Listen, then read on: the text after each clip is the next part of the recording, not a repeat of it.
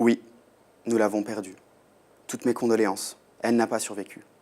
Son cas était trop grave. Il faut dire que cette infection n'en épargne vraiment aucune. Ah, sauver des vies. Quel défi. Oui, mais quelle vie. Dans le labo où je travaille, on soigne des céréales, des fruits et des légumes. Ma discipline est en quelque sorte la médecine des plantes et l'étude de leurs maladies. On appelle cela la phytopathologie. Ma patientèle de prédilection, la voici.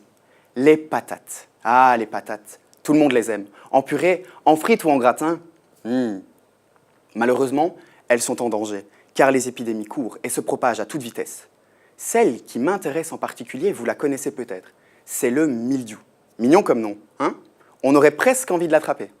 Eh bien non, car cette maladie provoque des brûlures sur les feuilles et pire encore, de la pourriture sèche sur les tubercules, ce qui affecte grandement les rendements ainsi que la qualité des pommes de terre. Mais alors, quelle solution existe? Eh bien, vous vous en doutez, les pesticides. Ils représentent encore le moyen le plus largement utilisé pour lutter contre un très grand nombre de phytopathologies. Et à quel prix? Eh bien, les effets néfastes que l'on connaît à la fois sur notre santé ainsi que sur l'environnement. Le but de ma recherche réside dans le développement de nouveaux produits pour la santé des végétaux, mais à partir de molécules plus naturelles.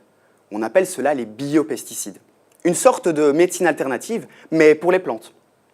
Le traitement que je développe est à base d'huiles essentielles. Vous savez, celles qui font que ça sent bon dans les salles de massage.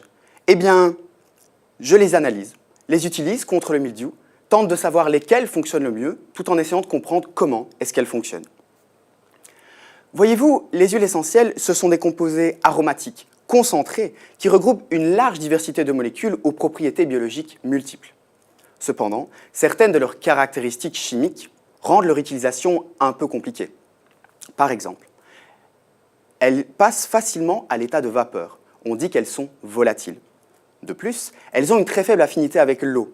On les qualifiera alors d'hydrophobes.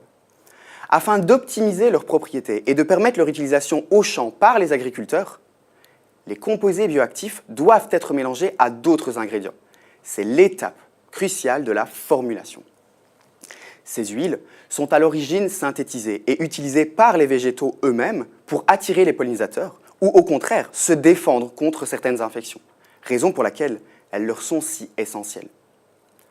Après tout, utiliser cette huile essentielle en agriculture, ça serait comme guérir des plantes par des plantes.